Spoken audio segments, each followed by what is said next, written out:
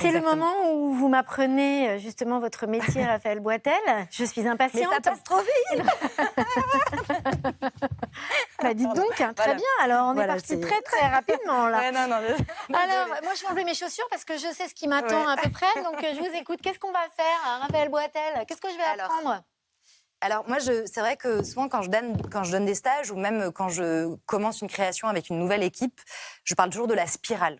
La spirale et du centre. Donc il y a plusieurs éléments, là je ne vais pas vous perdre. Okay. Mais donc effectivement, une des bases, c'est apprendre à chuter, savoir chuter et utiliser la spirale.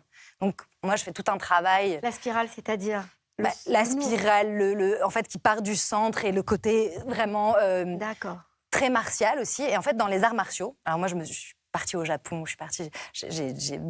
on n'a pas le temps de tout dire, mais effectivement, les arts martiaux, pour moi, c'est vraiment une base, déjà dans l'état d'esprit et dans le centre, une base même pour le danseur, quelque part, en fait, vraiment pour créer ce dynamisme, pour créer cette présence sur scène et d'être vraiment posé et d'être totalement présent, juste par ce corps qui est ancré.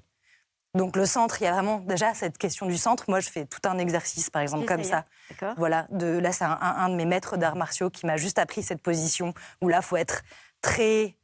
Vous pensez qu'on a une sorte de bâton qui nous traverse. D'accord. On est connecté avec le haut. Voilà, c'est ça. Et puis là, on prend une sorte de ballon comme ça. Et puis en fait, ça, on peut rester pendant des heures comme ça. Enfin, non. En tout cas, on peut rester, mais c'est compliqué. Ça permet de vraiment penser à... Ah d'accord. Voilà, c'est ça. Mais c'est pas ce mouvement-là que je voulais vous apprendre. Il y a trop de choses, j'aurais envie de tout.